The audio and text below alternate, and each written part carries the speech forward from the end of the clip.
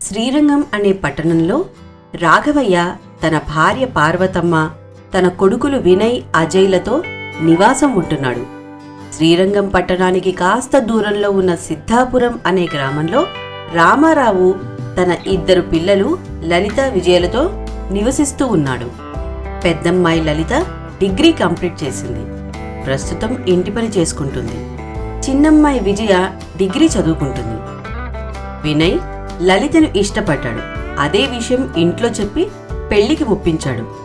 లలిత పేదింటి పిల్ల అవ్వటంతో పార్వతమ్మకు ఈ పెళ్లి ఇష్టం లేకపోయినా రాఘవయ్య చెప్పటంతో ఒప్పుకుంటుంది.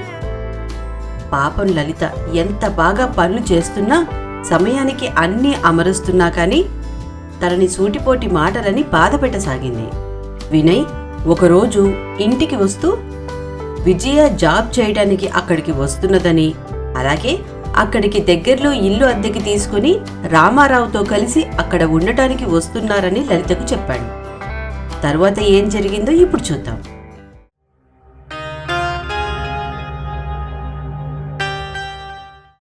తన భర్త వినయ్ తన చెల్లి, నాన్న ఇంటికి వస్తున్నారని, తన చెల్లి కూడా ఇక్కడే ఏదో జాబ్ చూసుకుంటుందని చెప్పిన దగ్గర నుండి ఎన్నో ఆలోచనలతో సతమతమైపోయింది లలిత. వాళ్ళు తన దగ్గరగా వస్తున్నందుకు ఆనందంగా ఉన్నా, అత్తగారితో మళ్ళీ ఎటువంటి మాట పడవలసి వస్తుందో అని లోపల భయపడసాగింది. ఏదేమైనా నా భర్త నన్ను అర్థం చేసుకున్నాడు, నాకది చాలు. సరే, ఎలా అయితే ఏమైంది, తానే ఎలాగో అలా అత్తగారిని మార్చుకుంటే సరిపోతుంది. అంతకు మించి తాను చేయగలిగిందేమీ లేదు అని తనని తాను సమాధానపరుచుకుంది లలిత. ఇలా ఆలోచనలలో మునిగిపోయి ఉన్న లలిత, అమ్మాయి లలిత అన్న అత్తగారు పిలుపుతో ఈ లోకంలోకి వచ్చింది. వస్తున్నా అత్తయ్యా. బాగా తలనొప్పిగా ఉంది, కాస్త కాఫీ తీసుకురా. అలాగే లంచ్లోకి ఏం చేస్తావు? అలాగే, ఇప్పుడే తీసుకొస్తాను అత్తయ్య. బామ్ ఏమైనా రాయమంటారా? ఏం అవసరం లేదు, కాఫీ తాగితే సరిపోతుంది. ఇంతకీ లంచ్లోకి ఏం చేస్తున్నావు? మీ ఇష్టం అత్తయ్య, మీరేం చేయమంటే అదే చేస్తాను. సరే, ఓ పని చెయ్యి, నా కోసం పప్పుతో పాటు మిరియాల రసం చెయ్యి. మావయ్య గారి కోసం ఎగ్గు పులుసు, అలాగే ఆలూ ఫ్రై, వంకాయ టమాటా కూర చెయ్యి. ఆ చేత్తోనే కాస్త అప్పడాలు, వడియాలు కూడా వేయించు, సరేనా? అలాగే అత్తయ్య. ఎందుకు పార్వతి ఇప్పుడు అన్ని రకాలు చేయించడం? ఉన్నదే ముగ్గురం, ఏదో ఒక కూరతో సరిపెట్టుకుంటే చాలు కదా. పాపం కోడలు ఒక్కతే ఇన్ని రకాలు చేయడం అవసరమా చెప్పు? మీరు ఊరుకోండి, అన్నింటికి కోడల్ని వెనకేసుకొస్తారు. నేను అన్ని రకాలు ఏం చెప్పాను? ఆ మాత్రం 2 కూరలు కూడా వండలేదా మీ కోడలు? అలా అని కాదు, అబ్బాయి కూడా ఊళ్ళో లేడు, ఆఫీసు పని మీద వేరే ఊరు వెళ్ళాడు. మన ముగ్గురు కోసం ఇన్ని చేసుకుని వేస్ట్ చేసుకోవడం అవసరమా చెప్పు? టేస్టీగా చేస్తే వేస్ట్ చేయాల్సిన అవసరం లేదు. మీరు ప్రతిదానికి మీ మంచితనాన్ని చూపించి నన్ను గయ్యాళం చేయకండి. ఇంకో విషయం, నేను కోడలతో మాట్లాడుతున్నప్పుడు మీరు మధ్యలో రాకండి. ఇంకా ఎక్కువగా మాట్లాడితే చిలికి చిలికి గాలివాన వస్తుందని భయపడి ఏం మాట్లాడకుండా గమ్మున ఉండిపోయాడు రాఘవయ్య. అయ్యో, అదంత పనా మావయ్య గారు? మీరలా టీవీ చూస్తూ ఉండండి, చిటికెలో అన్నీ వండి మీకు వడ్డిస్తాను. సరే లలిత, నువ్వా పనిలో ఉండాలా? అంటే చెప్పడం మర్చిపోయాను అన్నట్లు, నీ వంట అయిన తర్వాత పాత బట్టలు చాలా ఉన్నాయి, మాసిపోయిన బట్టలు చాలా ఉన్నాయి. మన వాషింగ్ మిషన్ రిపేర్లో ఉంది, కాస్త బట్టలన్నీ కూడా ఉతికేయమ్మా. సరే అత్తమ్మా. ఎప్పుడైనా నన్ను మాట్లాడనిస్తావా?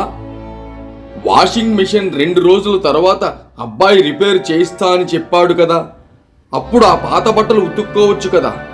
ఇప్పుడు పాపం ఆ అమ్మాయితో ఆ పనులన్నీ చేయించి కష్టపెట్టడం అవసరమా? అందుకే చెప్తాను, మీరు ఊరుకోండి. ప్రతి దాంట్లో తగుదునమ్మా అని కల్పించుకోవద్దు. ఇప్పుడే కోడల్ని సుఖపెడితే రేపటి రోజున మనం ఏ పని చెప్పినా చెయ్యదు. ఏకులా వచ్చి మేకులా తయారవుతుంది అన్న సామెత ఊరికే అనలేదు. అందుకని కోడలతో ఎప్పుడు ఏ పని చేయించాలో నాకు బాగా తెలుసు. మీరు అనవసరంగా మధ్యలో రాకండి. అందుకనే కదా కోడలు పిల్ల వెళ్ళినాక నీతో మాట్లాడుతుంది. ఏది ఏమైనా పార్వతి, నీ ఆలోచన నాకు నచ్చడం లేదు. ఎవరో నీ బ్రెయిన్ బాగా పాడు చేస్తున్నారు. వంట చేసుకుంటూ అత్తగారు మావయ్య గారు మాట్లాడుకుంటున్న మాటలు వింటుంది లలిత. తనకి కూడా ఒక కొత్త డౌట్ మొదలైంది. మావయ్య గారు అంటున్నట్లు అత్తయ్య గారి మనసుని ఎవరైనా పాడు చేశారా? లేకపోతే ఇప్పుడు తనని కాస్త బాగా చూసుకుంటే రేపు ఫ్యూచర్లో తాను అత్తగారి మాట వినదు అని ఆలోచిస్తున్నారా? అసలు ఏం జరిగింది? తన భర్త వినయ్ చెప్పిన దాని ప్రకారం, మావయ్య గారు మాట్లాడుతున్న దాని ప్రకారం తన అత్తగారు మరి అంత గయ్యాలి కాదు. కానీ ఇలా బిహేవ్ చేస్తోందేంటి? ఖచ్చితంగా ఎవరో తన మనసును పాడు చేశారు. లేనిపోనివేవో చెప్పి అత్తగారిని ఊరికేనే భయపెట్టేశారు. అదెవరో ఫస్ట్ తెలుసుకోవాలి. అప్పుడు అత్తగారిని మార్చుకోవడం తనకి ఈజీ అవుతుంది. ఇలా తాను ఆలోచనలలో మునిగిపోయేసరికి స్టవ్ మీద పెట్టిన పాలు కాస్త పొంగిపోయి నేల పాలైపోయాయి.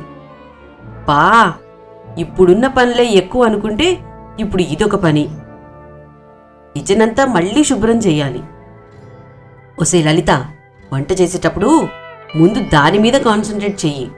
ఇప్పుడే నీకు మీ అత్తగారి దగ్గర మంచి పేరు లేదు. ఇలాంటి పిచ్చి పిచ్చి పనులు చేశావనుకో ఇంక నీ పని అవుట్. అందుకని అన్ని పనులు అయిపోయిన తర్వాత తీరిగ్గా ఏం చెయ్యాలా అని ఆలోచిద్దు. ప్రస్తుతానికి చేసే పని మీద శ్రద్ధ పెట్టు అని తనను తాను తిట్టుకొని క్లీన్ చేయటానికి సిద్ధమైంది లలిత. సరే పార్వతి, నీకు ఎంత చెప్పినా నువ్వు అనుకున్నదే చేస్తావుగా. సరే, నీ ఇష్టం. నీకు ఏదో ఫోన్ వస్తున్నట్టుంది, చూడు. నేనల్లా బయటికెళ్ళి వస్తాను. హలో, ఎవరు? నేను వదినా, సరస్వతిని మాట్లాడుతున్నాను. చెప్పు వదినా, ఏంటి విశేషాలు? మీ కోడలు చెప్పిన మాట వింటుందా? నేను కూడా నువ్వు చెప్పినట్లు మా కోడల్ని కంట్రోల్లో పెడుతున్నాను. తినాలి అని లేకపోయినా ఎక్కువ వంటలు చేయిస్తున్నాను. ఇంకా ఆ పని ఈ పని ఎలాగూ ఉంటుంది. నువ్వన్నట్లు ఇప్పుడు మన మాట వినకపోతే తర్వాత వింటుందా చెప్పు? మా బాగా చెప్పావు. కోడళ్ళని ఊరికే నెత్తినెక్కించుకోకూడదు. మా కోడలైతే నేను ఏం చెప్పినా మారు మాట్లాడకుండా చేయాల్సిందే. లేదంటే ఊరుకుంటానా? ఎప్పుడూ కూడా వాళ్ళని మన చెప్పు చేతుల్లో ఉంచుకోవాలి. లేదంటే అది ఇది చెప్పి మన బిడ్డల మనసు మార్చేస్తారు. మనం అంత అవకాశం ఎందుకు ఇస్తాం? మన జాగ్రత్తలో మనం ఉండమా? అయినా మనం ఎప్పుడూ ఏదో ఒక పని చెప్తా ఉంటే ఇక మొగుడికి మన మీద చాడీలు చెప్పే టైం ఎక్కడుంది? అయినా మన పిల్లలు అంత త్వరగా వీళ్ళు చెప్పే మాటలు నమ్ముతారా ఏంటి? కరెక్ట్గా చెప్పావు వదినా. అయినా మన జాగ్రత్తలో మనం ఉండాలి. ఖచ్చితంగా కోడల్ని అదుపులో ఉంచుకోవాలి. మొన్నటికి మొన్న మాకు తెలిసిన వాళ్ల కోడలు పెళ్ళై 6 నెలలకే అత్తమామల్ని బయటికి గెంటేసింది. అంతా అయిపోయాక ఇప్పుడు వాళ్ళు బాధపడుతున్నారు. మా కొడుకు మనసుని మార్చేసిందని ఏడుస్తున్నారు. మనం అలాంటి అవకాశం వీళ్ళకి ఇవ్వకూడదు. ఎక్కడో ఏదో జరిగిందని కాదు కానీ మనం వీళ్ళని ఒక కంట కనిపెడుతూ ఉండాలి. మన బంగారం ఎంత మంచిదైనా పడుచు పెళ్ళామే బెల్లమని మురిసిపోయి తల్లిదండ్రులని దూరం పెడుతూ ఉంటారు ఈ కాలం మగపిల్లలు. అందుకని కోడలతో కాస్త కఠినంగా ఉండటం తప్పేం కాదు. నేను చెప్పింది తక్కువే, కానీ నువ్వు చాలా ఎక్కువ అర్థం చేసుకున్నావు వదినా. నువ్వు చాలా గ్రేట్. నీలాంటి అత్తలు ఉంటే ఇక ఏ కోడలు తోక జాడించదు. చెప్పినట్లు వింటుంది. అదేం లేదు వదినా. జస్ట్ నువ్వు చెప్పాక ఇంకా కొంతమందితో మాట్లాడా, కొన్ని వీడియోలు చూసా, కొన్ని బుక్స్ చదివా. దానివల్ల ఇంకాస్త ఎక్కువగా అర్థమైంది అంతే. అందుకే నువ్వు గ్రేట్ అన్నా. సరేగాని ఇంకా ఏం విశేషాలు? అలా ఆ మాట ఈ మాట మాట్లాడుకుని ఏ ఇంట్లో అత్తగారు ఏం చేస్తున్నారు, కోడలెలా ఉంది, ఇలాంటివన్నీ మాట్లాడుకొని చాలాసేపు ఊళ్ళో విశేషాలు మాట్లాడుకున్నారు. అత్తయ్య, వంట రెడీ అయిపోయింది. మీకు వడ్డించేనా? లేదా మావయ్య గారు వచ్చాక ఇద్దరికి ఒకేసారి పెట్టనా? నాకిప్పుడే ఆకలి లేదులే. మావయ్య గారు వచ్చాక ఇద్దరం ఒకేసారి తింటాం. ఆ బట్టలు ఉతికేశావా? ఇంకా లేదత్తయ్య, మీకు వడ్డించాక ఉతుకుదామనుకున్నా. మీరు తర్వాత తింటానంటున్నారుగా, ఇప్పుడు ఉతికేస్తాను.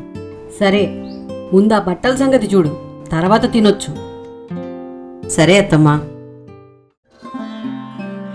పొద్దున్నుండి పనులు చేసి చేసి నడుం పడిపోయింది. ఇప్పుడు ఈ బట్టలు ఉతికి తిన్న తర్వాత కాసేపు రెస్ట్ తీసుకోవాలి, లేదంటే నేను పేషెంట్ అయ్యేలా ఉన్నాను అని మనసులో అనుకుంది లలిత.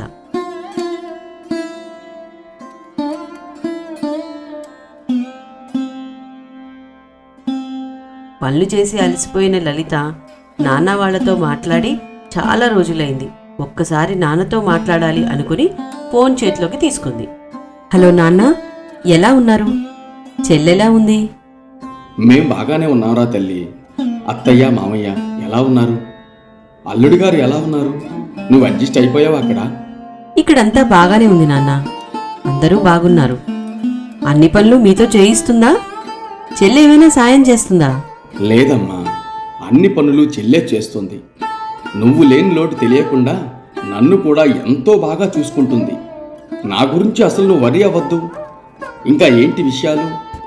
అన్నట్లు మర్చిపోయాను నాన్న, చెల్లి ఇక్కడేదో జాబ్ చూసుకోవటానికి వస్తా అని చెప్పిందట. మీ అల్లుడు గారు చెప్పారు. అవునమ్మా, మీ చెల్లికి అక్కడ అల్లుడి గారు ఏదో జాబ్ చూస్తా అని చెప్పారు. మీ ఇంటికి దగ్గరలోనే వేరే ఇల్లు కూడా తీసిస్తా అని చెప్పారు. వద్దు అల్లుడు గారు, అలా దగ్గర ఉంటే మంచిది కాదు, బాగోదు అని చెప్పినా అల్లుడు గారు వెళ్ళలేదు. బలవంతంగా నన్ను కూడా ఒప్పించారు. పైగా మీరు దగ్గరలో ఉంటే లలిత ఎంతో సంతోషిస్తుందని చెప్పారు. నాకు అలానే చెప్పారు నాన్న. ఏదైనా మా ఆయన మంచివారు. అవునమ్మా, అల్లుడు గారు బంగారం. సరే, ఇంతకీ ఎప్పుడు బయలుదేరుతున్నారు? రావడానికి కాస్త టైం పడుతుంది అనుకుంటా అమ్మా. ఇంకా స్పెషల్ క్లాసెస్ ఉన్నాయంట. అవి అయిన తర్వాత ఇక్కడ పనులు చూసుకొని బయలుదేరుతాము. వచ్చే ముందు మళ్ళీ ఫోన్ చేస్తా. ఉంటా. అల్లుడి గారిని, అత్తయ్య గారిని, మామయ్య గారిని అడిగినట్లు చెప్పమ్మా. సరే నాన్న, ఉంటాను. చెల్లిని అడిగినట్లు చెప్పండి. రోజులు గడుస్తున్నాయి. పార్వతమ్మ ఎప్పుడూ ఏదో ఒక పని చెప్తూనే ఉంది. ఆ పని ఈ పని చెప్పి క్షణం కూడా తీరిక లేకుండా చెప్పిన పనులన్నీ చేస్తూ ఉంది లలిత. అయినా పార్వతమ్మలో ఎలాంటి మార్పు రాలేదు. అత్తయ్యను ఎలా మార్చుకోవాలో లలితకి అర్థం కావడం లేదు. జరుగుతున్నదంతా చూస్తున్న రాఘవయ్య కూడా ఏమీ అనలేకపోయాడు. అర్జెంటుగా ఆ సరస్వతిని కట్ చేయాలి అనుకున్నాడు. కానీ ఎలానో అర్థం కావడం లేదు. ఏంటి మావయ్య, ఏదో దీర్ఘంగా ఆలోచిస్తున్నారు? ఏమైనా ప్రాబ్లమా? నీకు ఇక్కడ అంతా బానే ఉందా అమ్మా? నిన్ను ఇంతలా కష్టపెట్టడానికి ఈ ఇంటికి తీసుకొచ్చినట్లు ఉంది.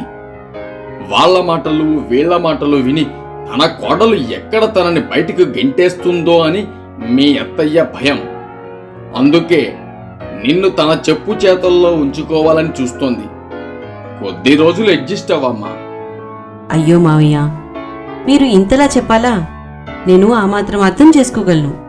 మీరేం వర్రీ కాకండి. అత్తయ్య గారిలో ఖచ్చితంగా మార్పు వస్తుంది. మీరు నిశ్చింతగా ఉండండి. నీది చాలా మంచి మనసు తల్లి. నా భార్యలో మార్పు తీసుకురావడానికి నా వంతు ఎటువంటి సహాయం చేయడానికైనా నేను సిద్ధం. ఏదైనా సరైన ఉపాయం ఆలోచించమ్మా. తప్పకుండా మావయ్య, అందరం కలిసి అత్తయ్యలో ఒక మంచి మార్పు తీసుకుని వద్దాం. అప్పటి వరకు ఎలాంటి ఆలోచనలు పెట్టుకోకుండా మీరు హాయిగా ఉండండి.